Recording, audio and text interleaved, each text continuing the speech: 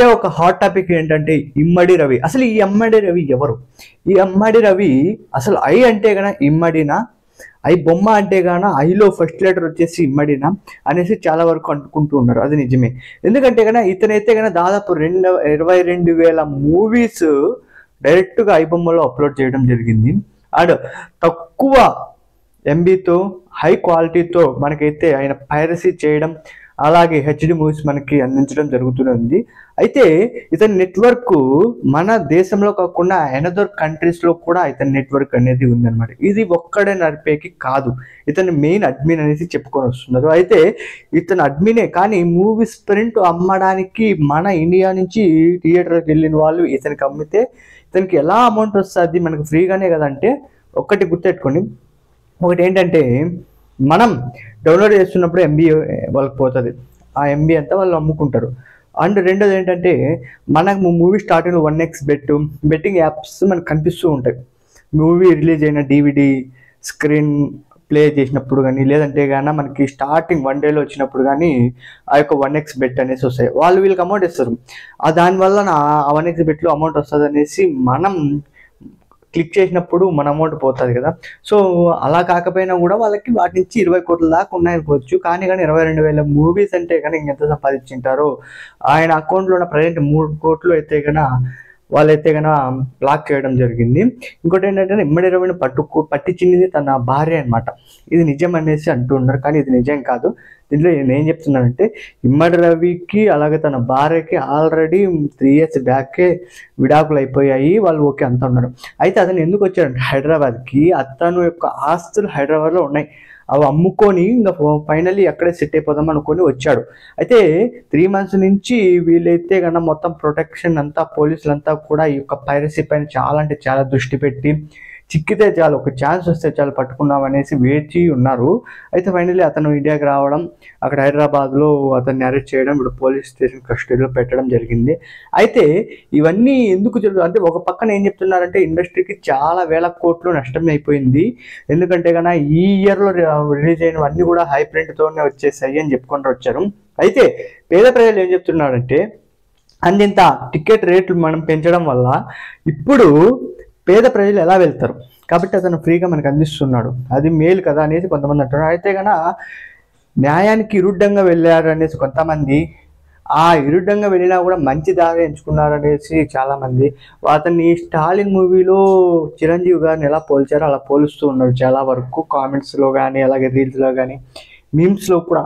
ఎందుకంటే కన్నా అతను చేసినది ఒక పరంగా మిడిల్ క్లాస్ వాళ్ళకి మంచి.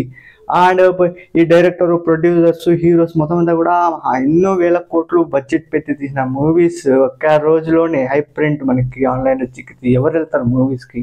కాబట్టి దీనిపైన సివియర్ యాక్షన్ తీసుకోవాలనేసి వాళ్ళైతే కానీ అనుకోవడం జరిగింది.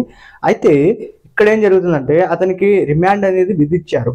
అయిన తర్వాత నెక్స్ట్ జడ్జిమెంట్ ఏమొస్తుంది, అసలు అతని పైన ఏ కేసెస్ పెడతారు, అసలు అతనికి ఏ శిక్షలు విధిస్తారు, అతనికి బెయిల్ వచ్చేది కూడా చాలా కష్టం అంటూ ఉన్నారు. అయితే కన్నా ఏ సెక్షన్స్ అతని పైన అమలు పరుస్తారు అనేది చాలా అంటే చాలా చాలా వరకు చెప్పుకొని వచ్చారు. మనకి ఈ ఐ బొమ్మ యూజర్స్ ఎవరైతే ఉన్నారో, ఐ బొమ్మ అనే యూజర్స్ ఒకరిద్దరు లేరు, కొన్ని కోట్ల మందిలో ఉన్నారు ఐ బొమ్మ. వాళ్ళందరినీ అరెస్ట్ చేయడం అనేది కాదు, అది జరగదు. ఇంకోటి ఏంటంటే ఈ అడ్మిన్ ఎవరైతే ఉన్నారో తన ఫేస్ మనకు చూపించలేదు, అలాగే తను ఎక్కడ ఉంటారో ఏం చూపించలేదు. మనకైతే కన్నా జస్ట్ ఐ బొమ్మ అనే వెబ్సైట్ నుంచి అతను అప్లోడ్ చేయడం 22,000 హార్డ్ డిస్క్ కాపీస్ ఆయన దగ్గర లభించడం అనేది ఆశ్చర్యానికి గుర్తు చేస్తుంది. ఇవన్నీ మొత్తం అంతా కూడా సర్కిల్. ఇమ్మడి రవి అయితే కన్నా తక్కువ ఏజ్ అబ్బాయి, చదువుకున్నాడు. తర్వాత వాళ్ళ నాన్నని అడిగాడితే ఏం చెప్పాడంటే వాడు ఎక్కడ ఉంటాడో నాకు తెలియదు, వాడు ఎంతవరకు చదివారు కూడా నాకు తెలియదు, ఫైనల్లీ ఎప్పుడో అవసరం బట్టి నాకు వాడు కాల్ చేస్తాను, నేను వాడికి కాల్ చేస్తాను తప్పించి మిగతా మాకు ఎక్కువ డైలీ అనేది కాల్ లేదు అని చెప్పడం జరిగింది. వాళ్ళ నాన్న కూడా న్యాయానికి విరుద్ధంగా సవాల్ విసిరితే కన్నా ఊరుకుంటారా, ఇలానే జరుగుతుంది అని చెప్పుకొని వచ్చాడు. అయితే మీరు ఎంత చెప్పినా కూడా ఐ బొమ్మ యూజర్స్ ఈ యొక్క ఐ బొమ్మ లేదంటే కోలుకోలేకపోతున్నారు. ఏవో మగధీర సీన్స్ రిపీట్ చేస్తున్నారు. చాలా అంటే కన్నా నువ్వు మళ్ళీ పుడతావురా భైరవ్ అన్నట్టు చాలా అంటే చాలా రిపీట్ చేస్తూ ఉన్నారు. అయితే ఇది చాలా అంటే చాలా హాట్ టాపిక్ ఇన్ తెలంగాణ కానీ మన ఆంధ్రాలో కానీ ఇక్కడ చూసినా కూడా ఇది. అయితే ఇది ఒక పక్కన పెడితే నెక్స్ట్ మూవీ రూల్స్ అనేది ఒకటి ఉంది. ఆ మూవీ రూల్స్ కూడా రిలీజ్ అయిన వెంటనే మనకి మూవీస్ అనేటివి లభిస్తూ ఉంటాయి ఈవినింగ్కి. ఇది పక్కన పెడితే జియో రాకర్స్, తమిళ రాకర్స్ చాలా వెబ్సైట్లు ఉన్నాయి. అంటే ఒక్కటి పోతే ఒకటి పుట్టుకొని వస్తూ ఉంటాయి. అంటే ఆ మనిషి కాకపోతే ఇంకొక మనిషి టెక్నాలజీ యూజ్ చేసుకొని, ఇప్పుడున్న టెక్నాలజీ ఎలా ఉందో హై టెక్నాలజీ యూజ్ చేసుకొని వాళ్ళు కోడింగ్, డీకోడింగ్, బగ్స్ అవన్నీ కనిపెట్టుకొని ఒక్క వెబ్సైట్ అనేది రన్ చేస్తూ ఉంటారు. అలాగా ఒక్క చిక్కారు సరే, ఇంకొకరు ఉన్నారు కదా మూవీ రోజు, వాళ్ళని పట్టుకుంటారు. నెక్స్ట్ అంటే ఆ పోలీసులు కూడా ఏం చెప్తున్నారంటే, మేము ఒకరిని పట్టుకున్నా కూడా ఇలాంటి వాళ్ళు మళ్ళీ పుట్టుకొని వస్తూ ఉంటారు. అంటే ఒకరి పైన ఫుల్ యాక్షన్ తీసుకుంటారా, వాళ్ళని ఏం చేస్తారా అనేది మెయిన్గా మనకి ఇక్కడ ఉన్నది. అంటే దీన్ని ఎలా చెప్పగలనంటే, ఒకరు గట్టిగా ఒక 10 మంది ఉన్నారు, గట్టిగా అరిచినామనుకో 2 భయపడారు, కొట్టినామనుకో 5 మంది భయపడ్డారు. అదే ఒకరిని చంపామనుకో ఆల్మోస్ట్ అందరూ భయపడతారు. అలా ఇతని పైన ఇలాంటి యాక్షన్ తీసుకుంటే నెక్స్ట్ ఆ మూవీ రోజు కానీ, జియో రాకర్స్ కానీ, అలాగే తమిళ రాకర్స్ కానీ, ఈ అడ్మిన్స్ బై మిస్ మేము చిక్కితే మా పరిస్థితి కూడా ఇదేనేమో అని భయపడి ఆపేస్తారేమో అనేది చాలా వరకు సవాల్గా వీళ్ళకి లోపలంతా కూడా జరుగుతూనే ఉంది. అయితే మనకున్న చట్టాల ప్రకారం ఏ నిర్ణయం తీసుకుంటారు, ఏం చేయించారు ఆ యొక్క రవిని అనేది ఇప్పుడు మన ముందర ఉన్న ఒక ప్రశ్న.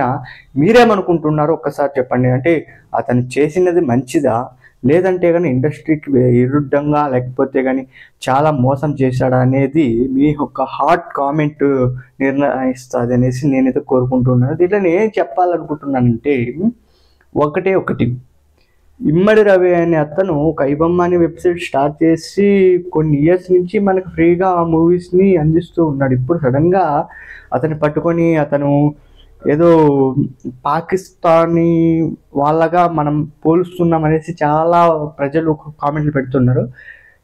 ఒక పక్కన మన ప్రొడ్యూసర్, డైరెక్టర్స్, హీరో ప్లేస్లో ఉండి ఆలోచిస్తే తప్పు, ఒక పక్కన మిడిల్ క్లాస్లో ఉండి ఆలోచిస్తే ఇది correct. Finally up and downs అనేవి ఉంటాయి, కానీ మెయిన్ ఒకటే, ఒక విజయం కావాలంటే ఒక ఓటమి ఉంటుంది. మీరు ఏమనుకుంటున్నారో జస్ట్ ఒక కామెంట్ పెట్టండి చాలు. దాన్ని బట్టి మీరు పెట్టే కామెంట్ అనదర్ వాళ్ళు చూస్తారు, వాళ్ళు మీ కామెంట్ లైక్ కొడతారా, మీకు రిప్లై ఏమి ఇస్తారనేది మెయిన్ ఇక్కడ మీకు జరుగుతుంది అనమాట. సమ్ వార్ లాగా అనుకో, అది గొడవ అనుకోద్దండి, వార్. అది మిడిల్ క్లాస్కి, హై లెవెల్ వాళ్ళకి అండ్ మంచితనానికి చెడ్డతనానికి మధ్య జరిగే ఒక చిన్న వార్. దీనికోసం వీడియో క్రియేట్ చేయడాను అనేసి నేను చెప్పడం లేదు, కానీ ఇంకా చేసేది కామెంట్స్ అలానే ఉంటాయి కాబట్టి అది చెప్తున్నాను.